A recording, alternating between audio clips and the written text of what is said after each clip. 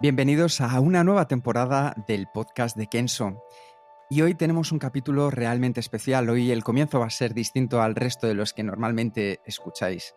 Esta entrevista la hemos preparado Jeroen y yo con muchísimo cariño y va a tener componentes completamente distintos a las anteriores. Esta entrevista se la vamos a hacer a Carlos Matallanas y se la hemos hecho durante todo el verano. Carlos Matallanas, vais a conocer su historia, es un futbolista, periodista, enfermo de ELA, el cual ha respondido a todas las preguntas que les hemos hecho con sus pupilas. Así que la diferencia va a ser que esta vez Jeroen va a hacer las preguntas y yo voy a poner voz a Carlos Matallanas. Así que vamos a comenzar con ello y gracias por estar aquí. ¿Cómo te enfrentas a las situaciones más complicadas de la vida? Ese es el tema principal del programa de esta semana, donde aprenderás cómo afrontar estas situaciones con la actitud correcta para sacar lo positivo de ellas con Carlos Matallanas. Carlos ha nacido en Madrid en el año 1981 y es adoptado en Cádiz. Compaginó los estudios en la Facultad de Ciencias de la Información de la Universidad Complutense y la profesión de periodista con una modesta pero intensa carrera como futbolista semiprofesional en Madrid y Andalucía. En el año 2007 entró a formar parte de la sección de deportes del Confidencial. Y en 2014, a los 33 años, siendo coordinador de la sección, todavía como jugador en activo y mientras preparaba una ambición en el salto a los banquillos, le diagnosticaron esclerosis lateral amiotrófica o ELA. Esta grave enfermedad neurodegenerativa que puede afectar a cualquiera sin previo aviso no tiene tratamiento ni cura. La gran mayoría de los pacientes mueren en menos de 5 años y él acaba de superar este límite. Ante este crucial panorama, Carlos decidió dar voz a su problema con el objetivo de concienciar y recaudar fondos para investigación, única arma para que algún día la ELA deje de ser tan cruel y mortal. En esta lucha contra la adversidad tuvieron un gran peso los aproximadamente 330 partidos oficiales que jugó en su etapa senior. Su faceta de periodista le permite saber contar, pero es su bagaje anónimo en el deporte lo que sustanció el relato. Esta es una historia de fútbol modesto y una modesta historia de fútbol donde la vida derrocha coraje y corazón.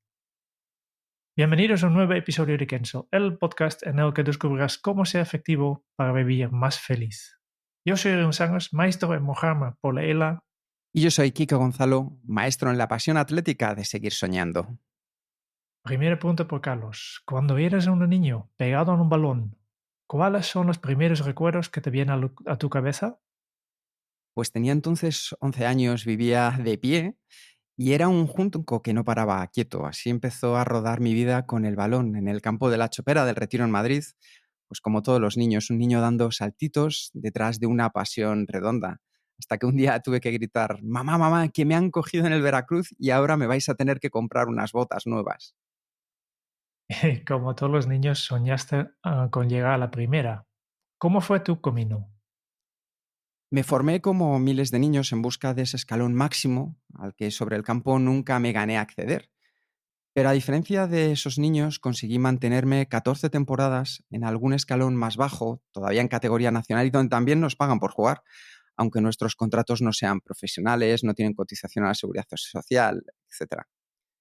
Con esto quiero decir que a este nivel que me he movido, humilde pero intenso, ese compromiso económico con un club, en lo que al final representa la verdadera dedicación que tenemos al fútbol.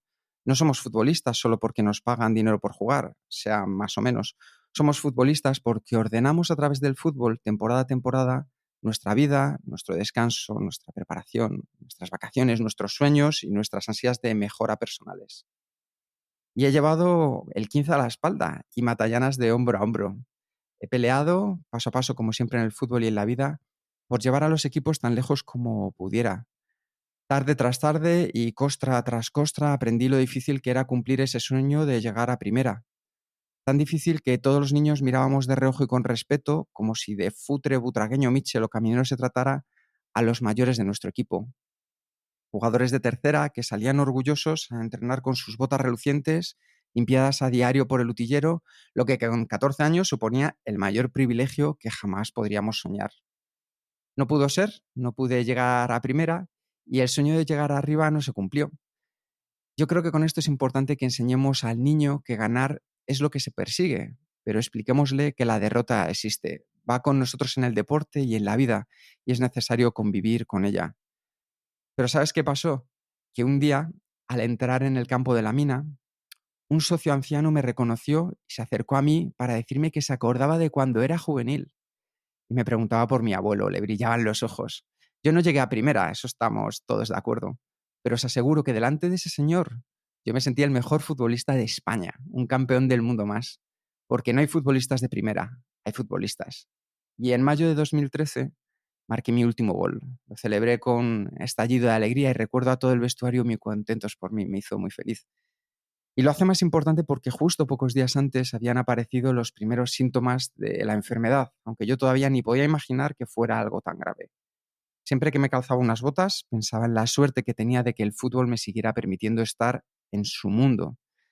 Mientras que me calzaba unas botas, siempre pensaba en los míos. Una de las amistades inquebrantables en la vida es la que se forja en un campo de fútbol con compañeros. Y Fernando Torres y tú la compartís. Fernando ha dicho de ti: es la persona que todos queríamos ser cuando las cosas van mal. Carlos ha entendido que su desgracia le da una oportunidad, la de tener una voz que se escucha y actuar dando ejemplo. Carlos, ¿nos puedes hablar de la ELA con las botas de fútbol puestas? Por supuesto. Estoy aquí principalmente por mi condición de enfermo de ELA, y así me estoy dirigiendo a vosotros, pero debo ser siempre justo con mis otras condiciones, entre las que destacan la de periodista y la de futbolista.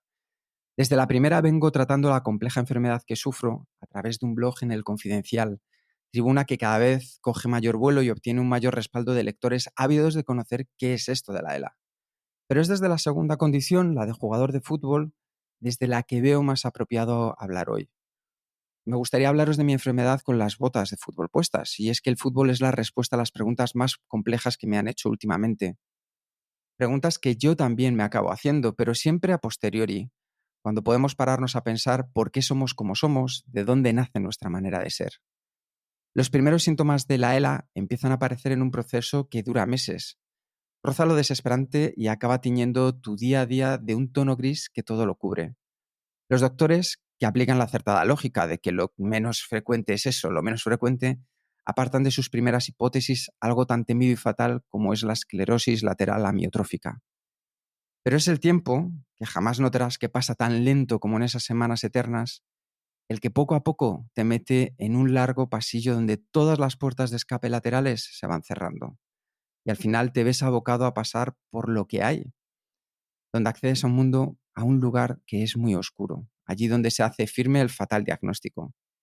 Y os voy a contar lo que sentí y lo que pasó dentro de mí. Lejos de abrumarme, yo encendí desde el primer momento la luz de esa sala oscura en la que a la fuerza y de improviso la vida me había metido a los 33 años. Con tranquilidad y sin perder los nervios, acepté la situación, quise conocer el lugar donde me hallaba, qué opciones tenía, qué me esperaba allí y, más importante, no perdí ni un segundo de mi tiempo en lamentarme y en hacer comparaciones con los lugares fabulosos de donde venía. Los demás no entendían que yo fuera capaz de ver luz entre tanta oscuridad. Desde fuera fueron entendiendo que me encontraba entero, que seguía vivo y que quería vivir, que quería ver qué pasaba conmigo, hasta dónde podía llegar. Ya empecé a rodearme de gestos de asombro que acababan en las preguntas de que os hablaba al principio. ¿De dónde sacas esa fuerza? ¿Cómo es posible que reacciones así? ¿Por qué no te quejas? ¿Por qué no te desborda ver tan de cerca el sufrimiento inminente y la posibilidad de una muerte cruel y temprana? Pues metido en el faragor de mi batalla particular, yo no me paraba a pensar para dar respuesta a esas preguntas. Yo solo actuaba según me dictaba la forma de ver la vida que siempre he tenido. Pero las caras de asombro se multiplicaban según iba dando a conocer el diagnóstico, y la insistencia de las mismas preguntas aumentaba. Llegó un momento en que me tuve que detener unos segundos y responder esas cuestiones a mí mismo. Y la respuesta que encontré fue la misma para todas ellas. Es muy sencilla y ya os la he anticipado. El fútbol. Porque el fútbol me enseñó a esforzarme día a día sin importar el pasado, ni arañar, ni añorar tampoco un futuro que no se conoce. Fue el fútbol el que me mostró que todo puede suceder en un segundo inesperado, tanto lo mejor como lo peor. El fútbol también me dio instrucciones para entender que ante cualquier imprevisto no queda otra que buscar soluciones y jamás excusas. Las excusas son las que te hunden más y te hacen perder un tiempo valioso. En la cautela del partido a partido, el fútbol me demostró que jamás hay que echar las campanas al vuelo ni arrojar tampoco la toalla, dándome así una virtud impagable como es la mesura. Dentro de un vestuario de fútbol, también aprendí a dominar mis miedos, a respetar los miedos de los demás y a sentirme libre asumiendo responsabilidades. Me hice hombre mucho antes que la mayoría de mis amigos por el simple hecho de tener un examen semanal donde constantemente se actualiza tu prestigio y para lo que no sirven excusas de ningún tipo. Y es que en el terreno de juego no hay árboles donde esconderse y acabas siendo muy consciente de qué has hecho mal o bien, por qué lo has hecho así y en qué puedes mejorar. Porque siempre se puede mejorar, no lo olvidéis, siempre. Y también fue el fútbol el que me enseñó a pensar en los demás, en la fortaleza del grupo, en el bien común, en ayudar al que se encuentra más en apuros, pero no por condescendencia, sino por la más genuina solidaridad. Solidaridad que solo se presta totalmente cuando no hay engaños, cuando identificas que quien lo pasa mal ya está dando todo lo que puede dar de sí y aún así necesita tu apoyo. Y también disfruté compartiendo esfuerzos al lado de gente mejor que yo, sin que la envidia jamás apareciese, porque sencillamente los mejores me hacían mejor a mí. Y porque aprendí muy pronto que hasta los mayores cracks de cualquier disciplina acaban necesitando de la ayuda y comprensión de quienes los rodean para ser aún más grandes y poder aspirar a las más altas cotas. Y por encima de todas las cosas, el fútbol me enseñó a soñar en mayúsculas, siempre con los pies en la tierra, pero soñar más allá de las nubes. Cuando tanto como yo, como mis seres queridos, recibimos el pasado verano mi fatídico diagnóstico, fue algo así como encajar 3 goles seguidos a falta de 5 minutos para el final del partido más importante de nuestras vidas. Y yo simplemente reaccioné como lo haría vestido de corto. Hice lo que he hecho siempre. Fui a recoger el balón del fondo de nuestra portería, lo llevé al círculo central y me dispuse a levantar uno a uno a la mayoría de mis compañeros que yacían entregados sobre el césped con ganas de estar en cualquier otro lado y no viviendo ese infierno. Ya voy acabando. Desde ese momento solo os quiero hacer ver a quienes escucháis mi mensaje todo aquello que me ha enseñado desde bien pequeño, que los partidos se juegan hasta el final, que mientras hay vida hay esperanza, que no hay minutos de la basura y que jugar es de por sí un regalo sea cual sea el resultado.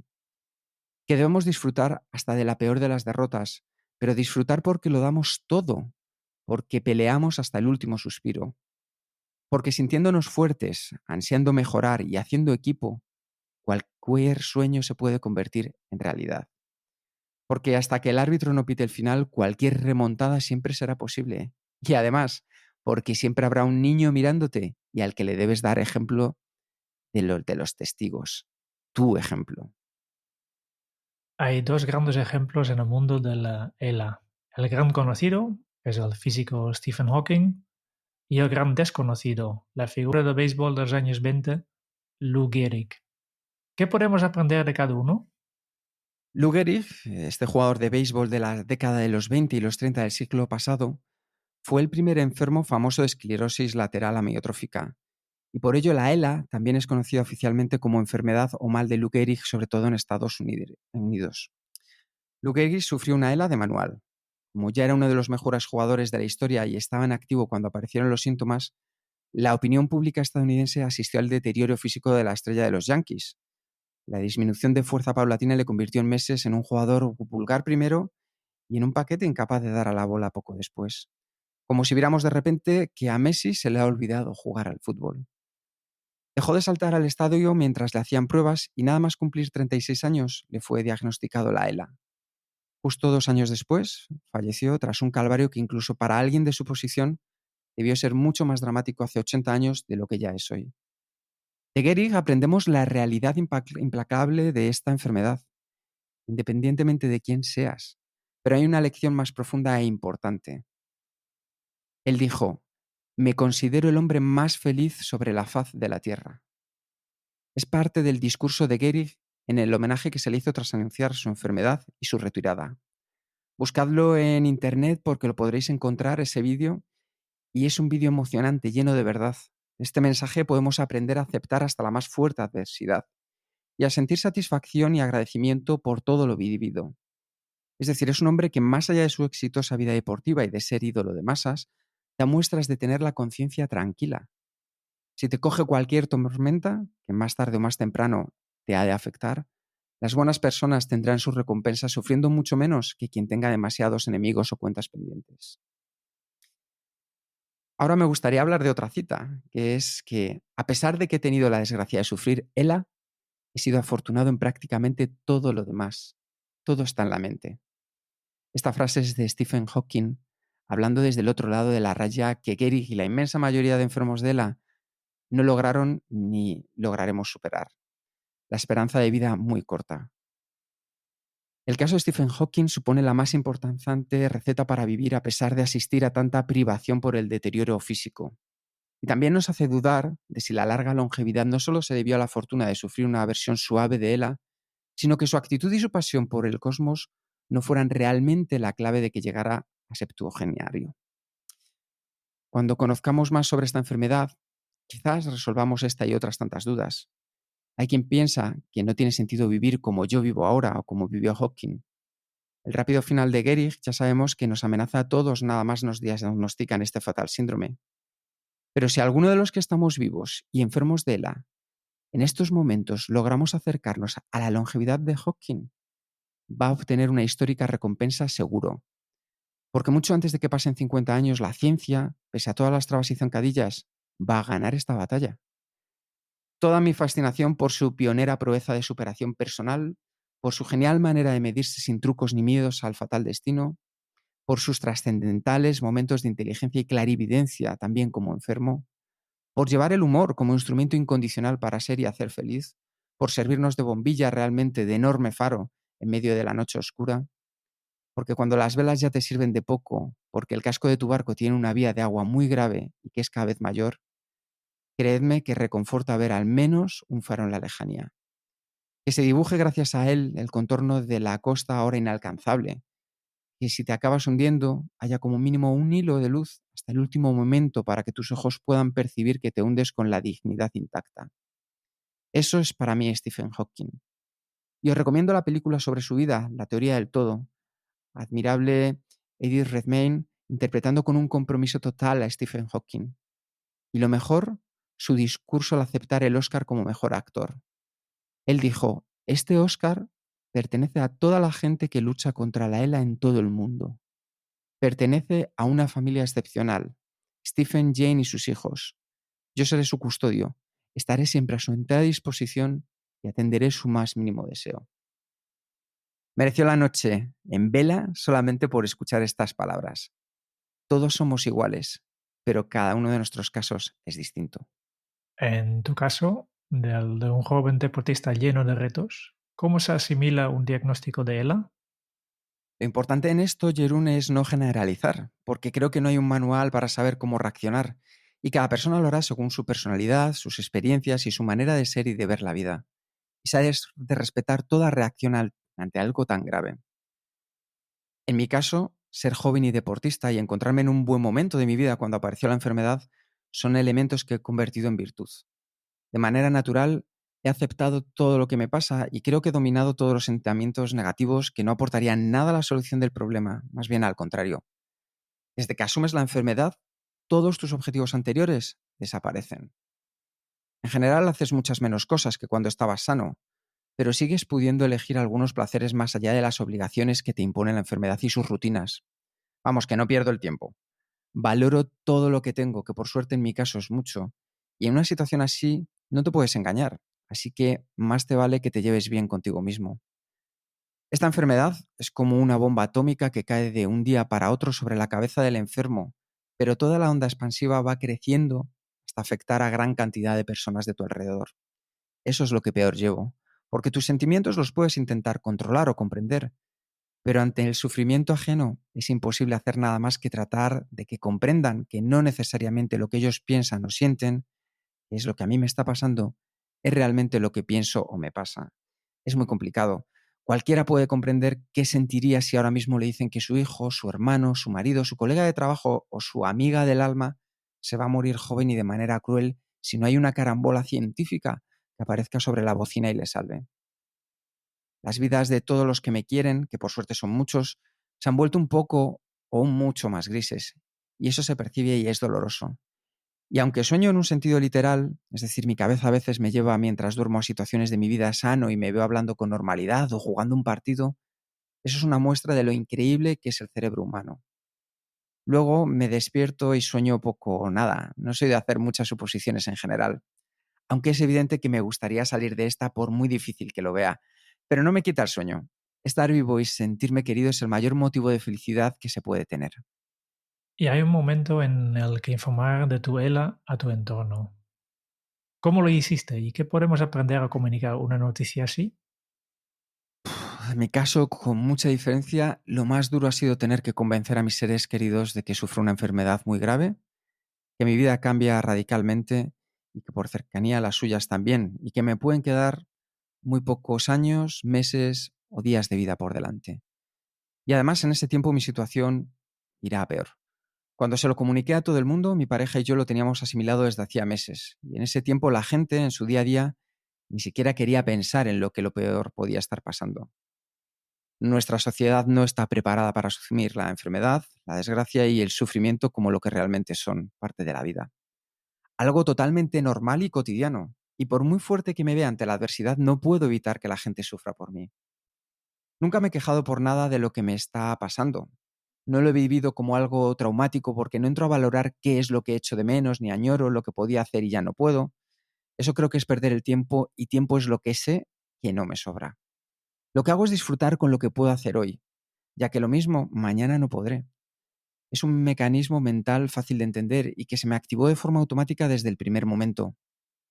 Una vez que pasé a formar parte de ese club de luchadores que conforman los enfermos de ELA y sus familiares, tuve muy claro que una de mis prioridades iba a ser pelear sin descanso hasta el final, no solo por mí, sino por todos los demás, sobre todo por los que vengan detrás. Y este objetivo tiene dos claves. La primera clave es que no he sufrido ningún shock que altere gravemente mi estado de ánimo o mis valores vitales, con lo cual no solo siento la lógica necesidad de ser ayudado, sino que además quiero servir de ayuda. He actuado en todo momento de manera natural, guiándome por mis principios, y esto no tiene más relevancia que la justa, puesto que entiendo igual de lícito sentir pánico o verse superado por una situación así, aunque a mí, en este caso, no me haya pasado. Por esta templanza, por la que reitero tampoco quiero sacar pecho, es por la que intuyo que tengo espacios como este y pienso aprovecharlo. En mi caso y en el de la gran mayoría de los enfermos como yo, los signos de la enfermedad van apareciendo poco a poco en un lento avance que te permite ir asimilando que lo peor puede suceder. A mí eso, lejos de angustiarme, creo que me ha venido bien a nivel emocional. La segunda clave es muchísimo más compleja y reside en la propia naturaleza de la enfermedad a nivel médico, científico y social. La ELA se trata de una enfermedad que mata al paciente en una media de unos 5 años desde el diagnóstico y cuyo desarrollo es bastante cruel, paralizando poco a poco al enfermo, anulando su capacidad de comunicación y finalmente su capacidad para llevar aire a los pulmones, y todo ello mientras la actividad intelectual sigue intacta y se es plenamente consciente de todo el deterioro y del propio fallecimiento. En vez de levantar temor en mí, asimilar correctamente esta realidad despertó todo lo contrario, la necesidad de aprovechar al máximo mi tiempo, beneficiándome de, como yo las llamo, las tres grandes ventajas de la dolencia. El coco permanece intacto, que pese a su crueldad, este deterioro no conlleva un dolor físico y que no afecta ni altera los sentidos ni el control de esfínteres. Esto último puede parecer más banal, pero gracias a ello creo que la dignidad personal no se ve alterada como si ocurriera lo contrario. Una enfermedad donde se acabe siendo totalmente dependiente de terceras personas. Yo creo que para gente que te están escuchando será muy difícil entender realmente qué implica esta enfermedad. Tal vez nos puedes aclarar un poco de cómo es un día en tu vida. Claro que sí. Me despierto, me asean entre varios, viene el fisio y me masajea. Un par de días a la semana una logopeda me ayuda a mantener la sonrisa, porque aunque ya no puedo hablar desde noviembre de 2014, intento mantener una sonrisa. Y aunque la ELA me borre definitivamente la sonrisa, no dejaré de hacerlo, porque lo hacemos con el cerebro, y eso la enfermedad no puede tocarlo, porque me río mucho todos los días, y me tienen que secar las lágrimas de risa porque no puedo parar de reír. Me alimento por una sonda, me cambia la cánula de la traqueotomía, descanso, leo, veo fútbol y más fútbol para analizar vídeos, escribo informes con las pupilas, porque tengo la suerte de contar con un sistema de detección del movimiento ocular que maneja un ordenador adaptado. Toda mi comunicación con el exterior de mi mente la hago escribiendo con las pupilas. Y así os estoy escribiendo estas líneas, mirando letra a letra en un teclado virtual que es tan inteligente que me ayuda prediciendo palabras según el contexto y mi forma de expresarme. Es imposible no sentirse afortunado dentro de la desgracia por pertenecer a esta era y poder acceder a estos avances que te facilitan tanto seguir plantando cara a la tormenta. Y ese ordenador tiene un modulador de voz que convierte lo escrito en palabras sonoras para comunicarme con quienes me rodean. Es un proceso lento, pero que cubre mínimos.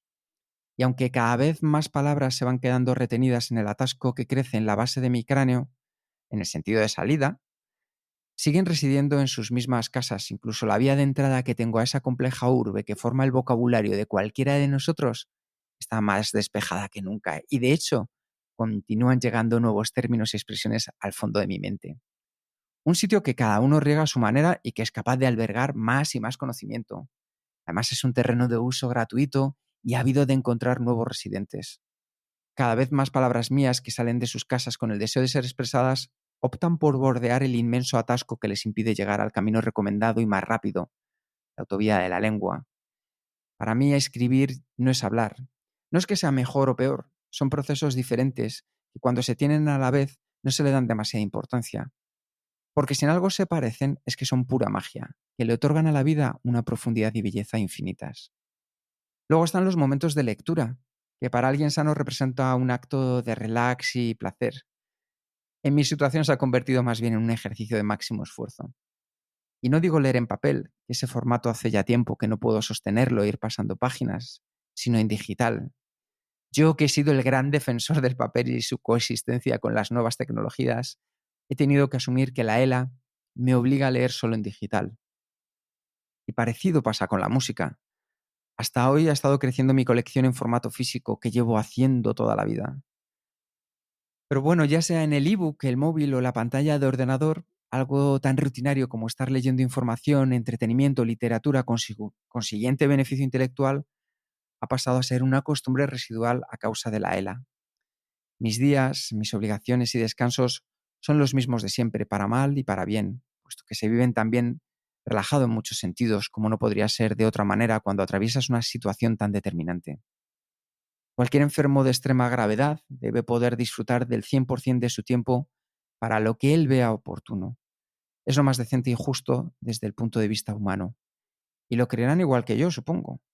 Lo mejor y más sano, además, es ir calculando el día a día siempre con tus limitaciones reales y no querer hacer más de lo que puedes. Carlos, por la ELA vas perdiendo facultades básicas para el día a día, como ya has explicado. ¿Qué sucede cuando la cara ya no es el espejo del alma?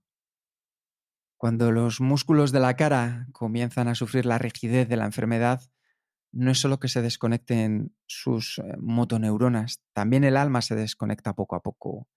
El sistema de comunicación interpersonal tiene un pilar básico en la imagen que percibimos de la cara del otro. Es más, la conexión emocional entre individuos le debe mucho a esa parte de comunicación no verbal que desciframos casi inconscientemente y que tiene un gran componente cultural, es decir, de aprendizaje a través de nuestra socialización. Pero en el estado de la enfermedad en el que me encuentro, todo ese sistema comunicativo se viene abajo. El semblante que luzco está desvinculado de mi estado de ánimo emocional de cada instante.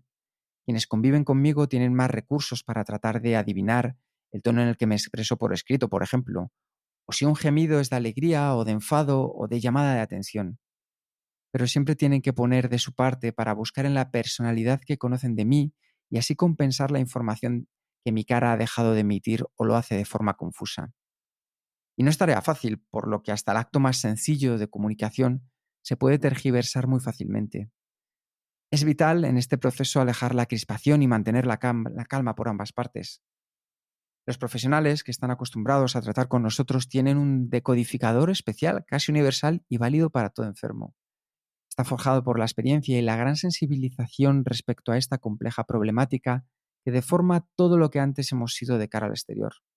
Nos dejan que nos expresemos sin malinterpretar nuestras palabras por la imagen general que dan nuestros gestos. Es más, es fácil que intuyan que estás contento con poco que te miren a los ojos. Y de eso también nos damos cuenta. Aunque solo vale para un enfermo, el decodificador de mi mujer, Marta, es de una calidad exquisita. La conversación se nutre de multitud de matices, de los más diversos, donde la percepción del semblante del otro es algo fundamental. Carlos, ¿por qué escribes sobre la ELA? ¿Y qué vamos a necesitar para acabar con la ELA? Por todo lo que aquí he descrito, mis esfuerzos y los de los seres queridos que me acompañan en esta lucha están destinados a intentar avanzar en la solución del problema, que creo que atañe a todas las sociedades occidentales en general, por ser las que tienen más medios para la investigación. No se trata de meter miedo ni de dar pena en busca de fondos para unos pobres desgraciados que les ha tocado una enfermedad rara. No estoy escribiendo esto en busca de tiritas para una brecha por donde se escapan cada año miles de vidas humanas sin saber siquiera el porqué. En el caso de España, casi tantas como por accidentes de tráfico. Pretendo ser una voz firme y rotunda para evitar que hablar de la ELA pase de moda. Tengo mucho que contaros y espero despertar vuestro interés porque no tengo otro objetivo. Debido a los pocos datos que sabemos, estamos hablando de un asesino en serie que amenaza a toda la sociedad en su conjunto y del que no se conoce ni el arma que utiliza. Nadie está libre de vivir en su familia lo que los míos y yo estamos viviendo ahora junto a miles de familias en España. Por gravedad y por número de casos, la ELA no puede ser considerada una enfermedad rara. Es una enfermedad desconocida y que debemos descifrar cuanto antes. Como para capturar un criminal, para empezar a dar caza a la ELA se necesita investigación. Y antes que el propio dinero, es más importante la voluntad de darle prioridad al problema. Y en lo que a mí respecta, si también me toca perder finalmente la batalla contra la enfermedad, cuantas menos dudas sobre lo que me ha pasado y por qué me ha pasado me lleve de este mundo, más satisfecho me sentiré. Simplemente porque estará más cerca el momento en que nadie muera de esta manera tan absurda e incomprensible. La sanidad pública y universal es uno de los mayores logros sociales que se pueden alcanzar. Así me lo transmitieron indirectamente desde bien pequeño. Es algo de lo que sentirse muy, pero que muy orgulloso como ciudadano. Un tesoro en definitiva, un bien que debería ser custodiado y puesto a buen recaudo. Pero con la crisis hemos topado, y no me refiero solo a la crisis económica, hablo de la crisis de valores. Quizá los dirigentes políticos ya venían cometiendo errores en los últimos lustros, con una separación de funciones entre las autonomías y el Estado, que no es la mejor manera de unar esfuerzos y ahorrar costes en sanidad. Más bien se ha demostrado que es lo contrario. Y una vez que tocó meter la tijera, el gestor de turno cogió la calculadora y comenzó a hacer restas de todo tipo y en todos los ámbitos, sin darse cuenta de que aunque las cifras de ahorro parezcan las mismas, unas restas son en realidad mucho más restas que otras. Por ejemplo, recortar en sanidad, es decir, hacer más pequeño el tesoro que tenemos entre todos, supone para una sociedad algo así como autolesionarse. Y tengo decenas de ejemplos reales y concretos que demuestran la cruel y absurda aplicación de esos recortes y cómo sus consecuencias están minando la sanidad pública, afectando la autoestima de sus profesionales. Yo creo en ese constante proceso de transmisión de principios, no solo de conocimientos, en el que se basa el avance de nuestra especie. Es más importante la predisposición y principios que se tengan a la hora de querer enseñar algo que los medios de que se disponen para poder hacerlo. Como gran medio centro, se nota cómo mantienes el equilibrio pensando siempre en ayudar y en el bien de todos. Sí, la verdad es que no puedo explicar mi vida sin el fútbol. Lo más importante para mantener el equilibrio es hacer una constante labor de mesura, conservar la calma y disfrutar de todo lo que aún puedo hacer. En eso supongo que se basa el valor que algunos me atribuyen. Yo trato de seguir siendo el mismo de siempre y la gente que me conoce sigue viendo al mismo tras la parálisis que me ataca. La mentalidad del deportista te hace relativizar todo y centrarte en aquello que está en tu mano en el día a día. El fútbol es la actividad a la que más tiempo he dedicado, con diferencia, desde que tengo uso de razón. Ha reforzado, como os he contado, toda la educación que tuve en casa y en las aulas, acentuando aún más, por el tipo de jugador que era, que tengo muy marcado el sentido de la responsabilidad hacia los demás. Por eso, todo lo que puedo hacer para dar a conocer este mal o recaudar fondos para la investigación, lo hago desde el convencimiento de que es mi deber. Esta lucha particular es solo una parte dentro de un necesario cambio de valores mucho más amplio. Mi actitud en este trance Solo responde a mi forma de ser, a la forma natural en la que veo las cosas y con las que me siento más cómodo. Y que en definitiva la considero la mejor para mí. Aceptar la gravedad de mi situación no es pesimismo, sino ilusión sensata. Ser realista, saber el núcleo real y el contexto de los acontecimientos que te suceden en la vida no puede ser tachado nunca como algo negativo, no lo es. La necesidad de conocer lo que ocurre a mi alrededor, sobre todo de lo que no depende de mí, ha crecido siempre conmigo. Y cuando esto ha sido comprometido o difícil, nunca he preferido mirar hacia otro lado o pensar que lo que pasa se arreglará si hago como si no existiera.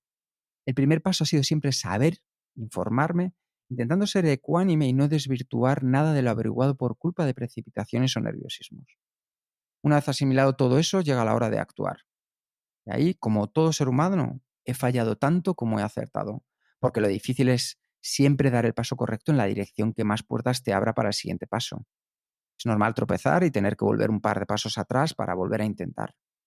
Pero la base desde la que partir es conocer y analizar el presente. ¿Dónde estoy? ¿Qué tengo? ¿Qué soy?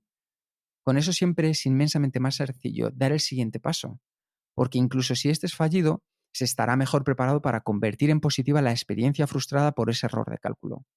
Solo trato de contar aquí mi manera de actuar, que pueden o no compartir. Yo al menos me siento muy bien conmigo mismo y creo que de eso se trata. Esto es vivir.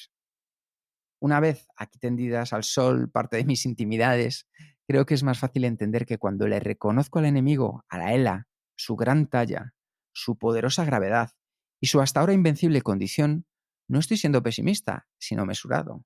Mesurado en buscar mantener intacta la ilusión.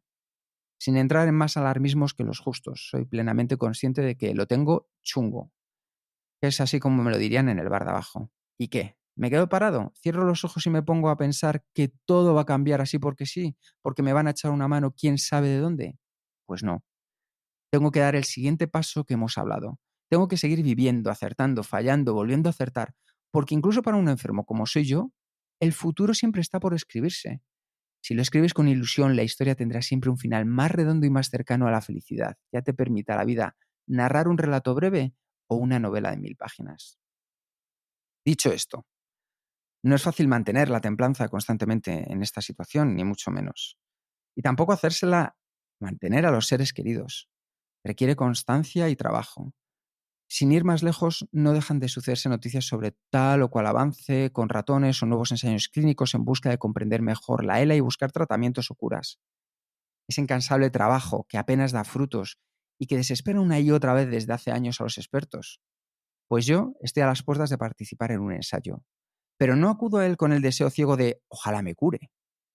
Algunos seres queridos quieren, desean, sueñan con que voy a entrar en ese ensayo y todo va a volver a ser como antes de la noche a la mañana. Para mí, esta manera de pensar me haría más daño que beneficio. Me haría vivir en un sin vivir, pensando constantemente que esto me va a salvar, o si no lo otro, o voy a probar con todas las curas alternativas que me ofrecen, por si acaso, o con este tratamiento novedoso estoy seguro de que salgo de esta. Ese estado de ánimo lo veo como el opuesto a la ilusión que quiero mantener. La ilusión por disfrutar de quién soy y lo que tengo. Aunque, y repetiré esto todas las veces que sean necesarias para evitar malentendidos, respeto totalmente a quien lo ve de otra manera y afronta este estado de excepción personal de una manera diferente. No existe guión para estos momentos. Cada uno solo cuenta con las armas con las que les sorprendió esta batalla inesperada. Entonces, como os he contado, yo seré partícipe de cuantos ensayos clínicos veamos con los médicos que pueda y deba entrar, pero siempre intentaré sentirme como parte de una búsqueda de un bien común, no con el deseo de salvarme yo cuanto antes. Es decir, pongo mi cuerpo a disposición para que la investigación saque sus conclusiones. Entiendo que es lo más sensato ante estos trámites, y más teniendo en cuenta que lo normal es que sean ensayos doble ciego y con control, esto es, y que me perdonen los científicos si no soy del todo preciso, que entre los enfermos que participan hay un porcentaje relevante que no sigue el tratamiento experimental y solo toma un placebo, para servir así de comparación en el estudio respecto a los que sí lo toman. Y ni siquiera los médicos saben quién toma qué hasta que concluye el ensayo. Soy consciente de que esta realidad aturde a algunos familiares que en su lógica angustia solo piensan en que se revierta lo antes posible la situación de su ser querido. Y aquí enlazo con lo que les he contado desde el primer momento. Desde que caí enfermo y asimilé la realidad en la que estoy inmerso, Mi decisión ha sido, y quiero que siga siendo, la de luchar para ayudar en lo que pueda solucionar un problema que amenaza a toda la sociedad, no solo a quienes lo han sufrido y a quienes lo estamos sufriendo. Por supuesto que me encantaría que la solución llegara pronto, lo antes posible, a tiempo de salvarnos o darnos por lo menos una vida más larga y digna a los que estamos enfrentados a la ELA. Pero los cauces de la ciencia y el conocimiento humano son los que son, y hay que respetarlos. La curiosidad de ver hasta dónde llego a ver y conocer también es un motor importante. Yo quiero verlo así, intentar que cada vez más gente lo vea así y ayudar en lo que pueda. En definitiva, si tu casa empieza a arder y te quedas atrapado entre las llamas, no creo que debas cerrar los ojos y soñar que todo es mentira y pronto se arreglará, o permitir que el miedo te atenace y te lleve a un rincón donde esperar el fatal desenlace. Cuanto más rápido aceptes la difícil situación, analices los daños, por dónde viene el fuego, cuáles son las opciones reales de salida que te quedan o qué puedes hacer para atenuar los desperfectos, mayor ilusión albergará tu corazón, aunque sean tus instantes finales. ¿Por qué? Porque podrá acabar mal la historia, hagas lo que hagas, pero si has conservado la templanza y actuado en consecuencia, vivirás esa cruel experiencia sintiéndote satisfecho contigo mismo en todo momento, con cómo lo has intentado. Al menos tendrás las riendas de tu final amarradas fuertemente con las dos manos. Y como no vivimos nunca solos, y estas llamas no solo me amenazan a mí, sino a mucha gente que me quiere, intento que esa ilusión sensata prevalezca en todo lo que estoy haciendo o intentando, aunque a veces se malinterprete y se confunda con pesimismo. Tú, Carlos, has ayudado ya a muchos y también has sabido pedir ayuda. Y esto a veces es difícil, por tanto me gustaría saber cómo lo has llevado. Una experta que nos trata nos dijo a mi pareja y a mí el primer día que hablamos con ella que era el momento de aprender a pedir ayuda a los demás. Esas palabras que me dijo me calaron porque si algo no me ha gustado nunca es depender de otros en problemas míos. Y esa adaptación si requiere mayor ejercicio individual en mi caso. Pero mientras sigo siendo bastante independiente, pese a que poco a poco debo ayudarme más de el bastón, entre comillas, diario que me ofrecen, sobre todo mi pareja, sí que quiero dejar constancia de cómo los demás han asumido mi enfermedad. Lo han hecho como mejor han sabido pese a los tópicos sociales que existen y que he intentado explicar para combatirlos. Son maneras de vivir y maneras de ayudar. Asumir la cara trágica de la existencia es el mayor canto de la vida que se puede hacer. Saber que todo puede pasar en cualquier momento, para mal o para bien, da alas a la hora de disfrutar cada instante. Le hace a uno consciente de cuándo conviene sacar a relucir la mesura o cuándo, en cambio, toca dar rienda suelta al disfrute sin complejos. Y esta visión no me la ha dado la enfermedad, os lo aseguro. La ELA más bien ha sido el motivo para poner en práctica lo que siempre he pensado al respecto. Y la excusa, en este caso, para poder transmitir mi forma de ver la vida a través de estas palabras con el humilde deseo de que puedan servir de algo a alguien. No puedes permitirte perder ni un segundo del día en pensar qué es lo que no puedes hacer, sino que lo que haces inconscientemente es valorar lo que haces ahora mismo, porque posiblemente llegará un momento que tampoco podrás hacer eso. Este mecanismo se me activó automáticamente desde el primer momento y ahí sigue ayudándome en cada paso que doy. Y uno de estos grandes gestos públicos es el de tu amigo Fernando Torres, emblema del Atlético de Madrid, y ya hemos hablado de él antes en esta entrevista. Pocos saben que para el Mundial de Sudáfrica fuiste el encargado de llevar las botas blancas con las que jugó la final. Fernando se ha convertido en el embajador del proyecto MinA y además vuestra amistad nos dejó una entrevista maravillosa sobre el fútbol y la vida, que es el miembro del libro ¿Quién dijo rendirse?, escrito por José Antonio Martín Petón. ¿Qué supone Fernando Torres para Carlos Matallanos? Fernando y yo nos conocemos desde chavales, cuando él y mi hermano Gonzalo coincidieron en las categorías inferiores del Atlético y se hicieron además muy amigos. Sus padres y los míos entablaron una amistad también y desde entonces mi familia ha vivido muy de cerca los avatares de la suya y viceversa. Y por supuesto, hemos tenido el enorme privilegio de ver en primera persona la evolución de una carrera deportiva de primerísimo nivel como la de Fernando. Yo le saco 3 años, él conserva más o menos el mismo grupo de amigos desde la adolescencia, aquella etapa donde casi todo ser humano anda despistado por la vida, pero en la que aquel espigado fuenlabreño comenzó a sentir sobre sus hombros las responsabilidades que la mayoría de personas no tienen en toda su existencia. Quiso, además, desde el primer momento hacer algo diferente, no simplemente mostrar que un jugador famoso tiene un amigo al que le ha pasado una desgracia. Fernando, por iniciativa propia, insisto, quería ir más allá. Dejar patente que lo que a mí me pasa le puede pasar a cualquiera, entendiendo perfectamente cuál era mi filosofía de lucha. Y para ello no dudó en mostrarse de tú a tú frente a mi hermano y a mí delante de 6 cámaras. Sacó durante un rato a la escena pública esa forma de ser que sabemos que es la suya, la real, pero que suele mantener en privado porque, sinceramente, es muy raro que en los ámbitos mediáticos actuales haya hueco para estos testimonios tan directos y sinceros. Como decimos, para que su vida funcione en la mayor armonía posible, lo más prudente es protegerse en el ámbito público. De ahí mi enorme satisfacción por notar su extraordinario apoyo de esta manera, con un balón de por medio. Yo sabía que iba a realizar una charla entrevista pocas veces vista. Para eso iba preparado aquel jueves lluvioso en Majadahonda. Pero me encontré al Fernando del jardín de su casa y ahí entendí que estaba dando todo lo que tenía para intentar ayudar en esta batalla. De hecho, de tan cómodos que estábamos, la charla podría haberse alargado mucho más si no fuera porque el tiempo se nos había ido de las manos y desde fuera nos dijeron que había que acabar. Fernando no dudó ni un segundo en poner todo el peso de su imagen pública para ayudarme y darme fuerzas a mí en esta lucha personal. La facilidad para discernir que este era el momento de hacer lo que ha hecho respecto a mi enfermedad es una virtud de Fernando Torres, futbolista. Y hasta aquí la reflexión global que quería compartir en este foro acerca del gesto de un crack en todos los sentidos. Un gesto hecho con tal inteligencia y naturalidad que por poco común a todos nos ha cogido por sorpresa. Ya para dentro de los muros de mi casa me guardo a buen recaudo el significado de ese gesto hecho por Fernando Torres, amigo. En estos cruciales momentos, como todos los que me quieren, simplemente desea hacerme ver que está ahí, cerca, para que no se olvide que nunca caminaremos solos y mucho menos en mitad de la tormenta. Hay veces que saltamos al terreno de juego con miedo. Y en tu caso, ¿cómo te has enfrentado a él? Es mejor vivir sin miedo. La gente más infeliz creo que no es la que menos tiene o la que más avatares negativos le toca afrontar, sino aquella que vive constantemente intentando controlar lo incontrolable. Si así enfocas el día a día, con miedo a la desgracia, nada de lo incontrolable que te pase te cogerá prevenido y preparado. Parece una paradoja, pero es lo que yo al menos tengo comprobado. La vida consiste en avanzar para ir mejorando, sintiéndonos mejor cada día, más completos y serenos. Y es clave tener siempre presente que nuestra convivencia con los demás es finita. Claro que es necesario hacer una evaluación de riesgos antes de apostar por un camino u otro. Eso separa el arriesgarse para mejorar de la simple temeridad de actuar sin pensar y por impulsos.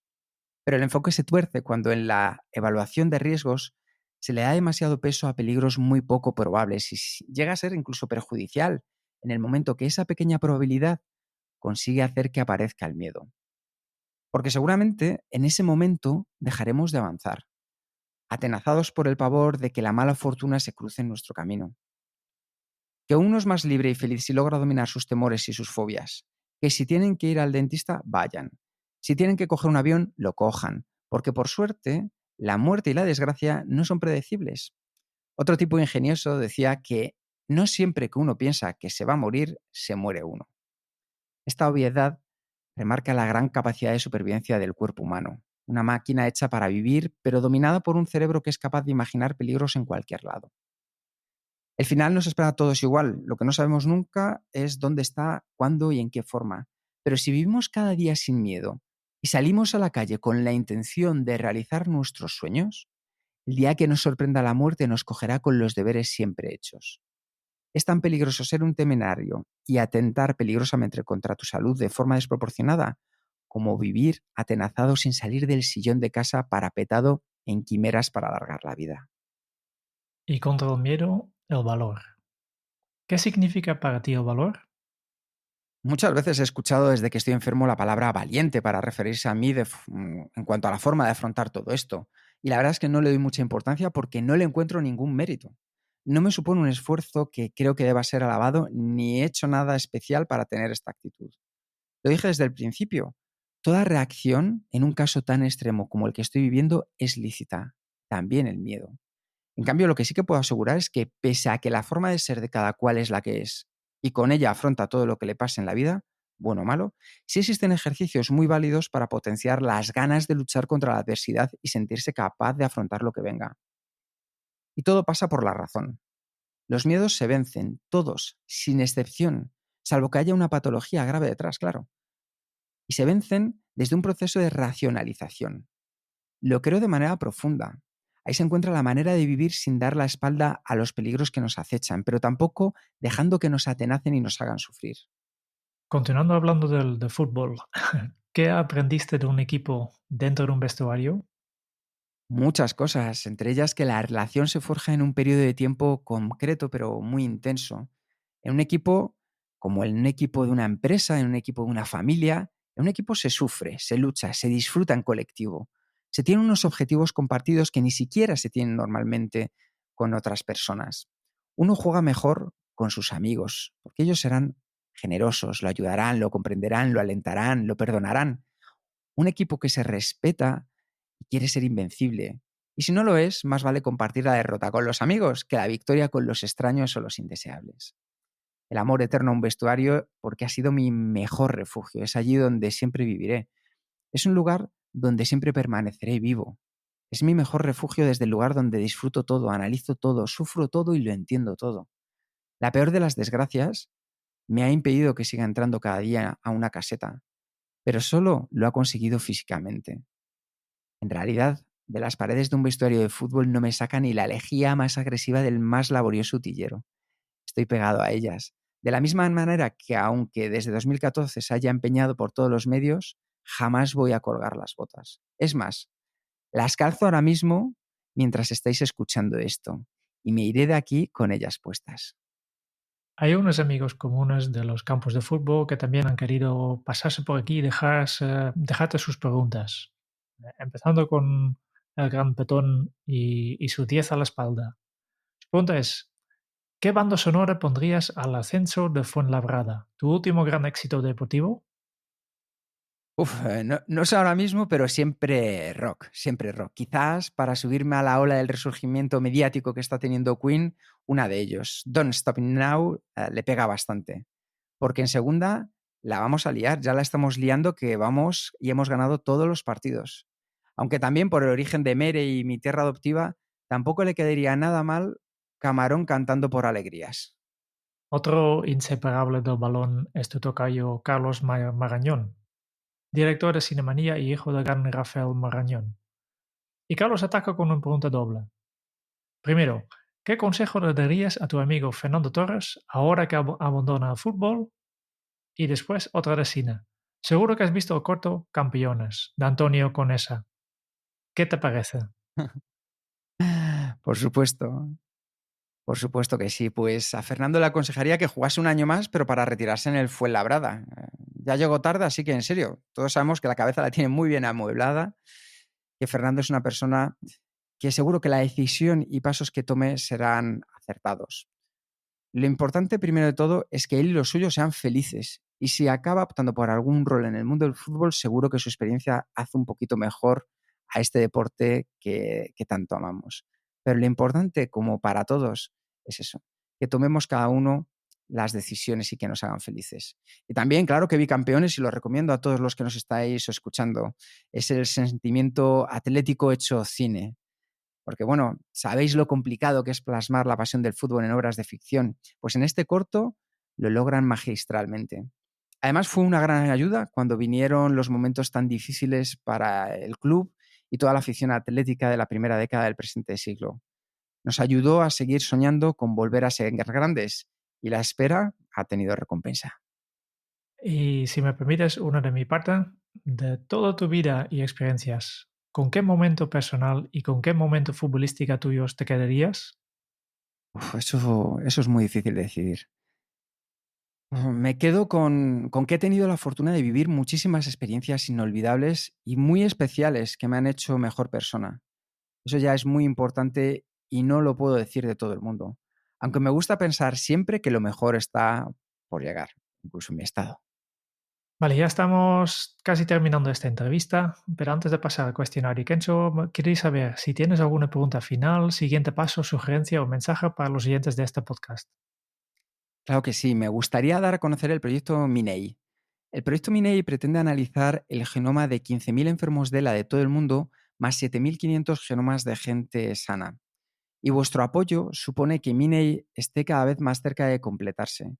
Está ideado por pacientes de los Países Bajos con una visión global de nuestra patología. En este proyecto se busca analizar el genoma, como hemos dicho, para ver y descubrir más acerca de la ELA. Cada país participante se ha comprometido a conseguir un determinado cupo de muestras de sangre y, lo más importante, a recaudar los fondos necesarios para que estos genomas sean secuenciados. Analizar un genoma en este proyecto cuesta casi 2.000 euros. Es un proceso industrial complejo donde se busca comparar unos con otros esperando que esas miles de estadísticas acaben arrojando alguna luz para entender a la ELA.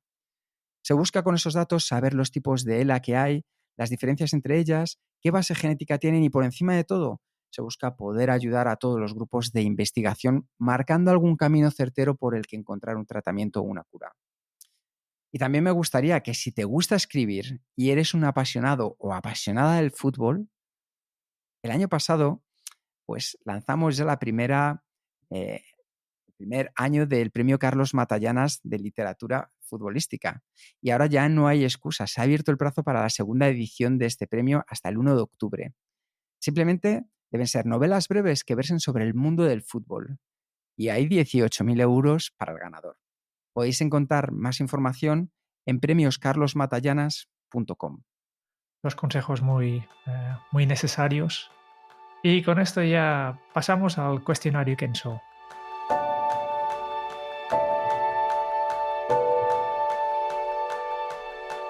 Como ya sabes, 10 preguntas que hacemos a todos nuestros entrevistados. Empezando con, ¿cuál es tu lema? It's a long way to the top if you wanna rock and roll. Es un largo camino hasta la cumbre si quieres rock and rollear. ¿Cómo se titularía tu biografía? Pues la verdad es que ya tengo un boceto de mi autobiografía y tiene el título totalmente decidido. Lo único, permitidme que no lo haga público todavía. A ver si alguien se decide a publicarla, porque es un texto arriesgado. Yo creo que será un texto que vale mucho la pena. ¿Cuál es el libro que más has regalado? Suelo regalar libros, de hecho lo sigo haciendo, pero creo que no he regalado ninguno más de una vez. ¿A quién te gustaría o te hubiera gustado conocer? Idolatro a poquísimas personas y trato de mantenerme alejado de ellas para seguir admirándolas. Pero, por ejemplo, me hubiera gustado tener una conversación con Stephen Hawking para hablar de sus rutinas diarias con la enfermedad y su organización mental para el trabajo y la comunicación con los demás. ¿Cuál es tu posesión más preciada? Mi perro Honky. Mi perro Honky y mi colección musical, que aunque no es exageradamente grande, pero le tengo muchísimo cariño. Hablando de la música, ¿qué canción pones a todo volumen para subir el ánimo? Muchas, muchísimas. La música que me gusta se tiene que escuchar muy alta siempre. Por ejemplo, voy a decir una soberbia, Paloma de Calamaro. Pero ya digo que podría escoger cientos, miles. ¿Cuál ha sido la pregunta más interesante que te han hecho? Pues va a ser que esta. ¿Cuál ha sido la pregunta más interesante que te han hecho? Es tan interesante que no tengo respuesta a la altura. ¿Qué se te viene a la cabeza cuando piensas en la felicidad? Sensaciones vividas como cuando en los veranos de niño y adolescente me tumbaba boca abajo en la toalla con las punteras sobre el césped para sacarme al sol tras el último baño en la piscina antes de subir a casa a comer con la familia. ¿Qué película volverías a ver cada año? Tengo 5 o 6 que veo siempre que puedo. Alguna, de hecho, es probable que la haya visto más de 100 veces. Y luego hay otras muchas que no me importa verlas de nuevo si me topo con ellas. La última que me ha entrado por los ojos y está dentro de este club es Boyhood, que me parece inmensa. Ya para terminar, si tuvieras que dejar un mensaje en una cápsula para tu yo del futuro, ¿qué le dirías? Pues, pues le diría algo así como, qué de puta madre que hayas llegado a leer esto. Genial. Vale, con esto ya vamos terminando. ¿No, Kike? Sí, efectivamente, vamos terminando y un resumen muy especial para Carlos. Y el resumen de este episodio está escrito por un equipo de compañeros que hemos elegido a Carlos como capitán para este partido. Un once donde la actitud ante la vida es lo primero y el fútbol va por dentro. El Mono Burgos, entrenador amigo bajo los palos, una defensa sólida e inquebrantable con Marta, los padres de Carlos, hermanos y familia. Un mediocentro de arte y esfuerzo rodeado de sus amigos Petón, Melgar, Marañón, Rodri, Pedro Simón, y en punta un niño de Fuenlabrada, un tal Fernando Torres. Y un jugador número 12, con millones de personas apoyando de manera incondicional desde la grada. Todos nunca dejemos de creer. A los 33 años y tras unos 330 partidos oficiales, las botas se quedaron calladas en el armario. Escribir puedo, pelear también. Eso es un mensaje metafórico en cierta medida, sí, pero también claro y descriptivo, una forma de afrontar las adversidades. Este par de líneas resume perfectamente la vida de un exfutbolista y periodista al que padecer ELA no le ha obligado a apartarse del mundo del balompié ni de la vida, aunque el partido esté terminando. El mediocentro, Carlos, reúne todas las frases que fueron verso cuando los maestros del periodismo las escribieron por vez primera y las convierte en admirable verdad. Ha dado todo. Dar todo tremendo, pero es evangélicamente cierto, lo dio todo. Sudó la camiseta hasta la última gota. O la argentinada ya no respira, transpira. Un ciento más y las agranda. Carlos Gómez Matallanas, Mata. El mediocentro acude al cruce nuevamente. No está en el campo para aceptar que a su equipo le hagan una contra en el último instante y le limpien el partido. No hay rival que le someta. Puede perder, jamás entregarse. No hay camiseta que le asuste, oponente que le acompleje, estadio que le achique, afición que le aplaste, circunstancia que le pueda. Tampoco hoy, mucho menos hoy. Desde la grada, una multitud bien intencionada le jalea, le aplaude y le dice que ya está bien, que es imposible dar más y que pida el cambio. Sus compañeros, desde todos los lugares del campo, le gritan que no pasa nada si para, que ha corrido por todos y que ahora todos pueden correr por él. Solo el 9, que cuando era un niño ya caminaba a su lado, sonríe entre las pecas y piensa: tanto tiempo a su lado y no le conocéis. Carlos Matallanas aprieta los dientes, agrupa el poco oxígeno que le queda para reforzar su idea, su amor, y continúa. No pido el cambio, no pido el cambio, antes me muero y si no puedo chutar con los pies, chutaré con la mirada. Se anima, se impulsa a sí mismo, se dice, se grita, sigue jugando, Mata, sigue jugando, creer siempre y sin excepción. Sus cualidades de llegador e intimidador en campo contrario, presión total a la ELA. No hay excusas que valgan. Está él y lo que sea capaz de demostrar. El balón pasa por encima suyo, salta y lo toca a la zona sin peligro. Se aproxima al amigo, la recibe, busca al otro lado y la sirve a la carrera de su extremo. Por delante, bien tocada, dispuesta para el ataque. La fuerza del inmerso rival disminuye un algo cada vez que Carlos actúa. Es una fuerza arrolladora de la naturaleza. Plantado en la mitad del campo, cada vez que roba y juega, hace más fuertes a los suyos. Todos lo ven, sus compañeros que son 10 y son legión y los espectadores atrapados por la emoción de una epopeya. Matallanas, el 15 contra su ataque martillea el alma del rival. El rival, el contrincante, el adversario, el oponente, el contrario, el enemigo su enemigo, la ELA. La esclerosis lateral amiotrófica. El cuadro adversario, equipo lento asesinado. ELA. Ha caído frente a él. Dentro de unos años, todos habremos partido de este mundo. Tomémoslo con deportividad y sintamos que la muerte es un paso más. Inexorable, una palabra bastante hermosa en su dureza. Pero por encima de nuestros pasos y sus huellas seguirán retumbando los de Carlos. Carlos Gómez Matallanas Mata. De un lado a otro del planeta será su palabra sobre su recuerdo, palabra de todos. Su ejemplo, estímulo para que millones de personas se vean confortadas en el combate y para que los científicos vayan acercándose al origen y al fin de la asesina silenciosa. No aflojes, Carlos, que el partido continúa. En la puerta del vestuario, alguien está esperándole, como en los viejos tiempos de la añoranza, y Carlos se asusta. ¿Qué habré hecho mal para que esté en la puerta esperándome y no con los demás en la salida? Pero al acercarse, ve su gesto, los ojos radiantes de alegría, orgulloso y feliz. Hoy has hecho el mejor partido de tu vida, Carlitos, el mejor partido de tu vida. Bernardino la abraza con fuerza celestial y mirando a la grada vacía y a todas las gradas de todos los campos dice como al aire: este es Carlos Gómez Matallanas, mi nieto, y no se rinde nunca, es futbolista. Porque Carlitos es uno de esos ruiseñores del poema Vientos del Pueblo de Miguel Hernández, que cantando esperan la muerte porque hay ruiseñores que cantan encima de los fusiles en medio de las batallas. Pues muy emocionante resumen de una entrevista emocionante. A nosotros al menos nos ha encantado saber de Carlos y comunicarnos con Carlos. Y también quiero dar las gracias a todos los oyentes de este podcast por habernos escuchado. Si te ha gustado, por favor, suscríbete a nuestro canal de YouTube donde podemos ayudarte a desarrollar tu efectividad. Y si quieres conocer más sobre Kenso, pues puedes visitar nuestra web en kenso.es. Te esperamos en el próximo episodio del podcast de Kenso, donde Jeroen y yo buscaremos más pistas sobre cómo ser efectivos para vivir más felices. Hasta entonces es un buen momento para poner en práctica un nuevo hábito Kenso. Tus botas, allí donde las quieran poner, siempre serán un símbolo de rebeldía. Hasta dentro de muy pronto. Chao.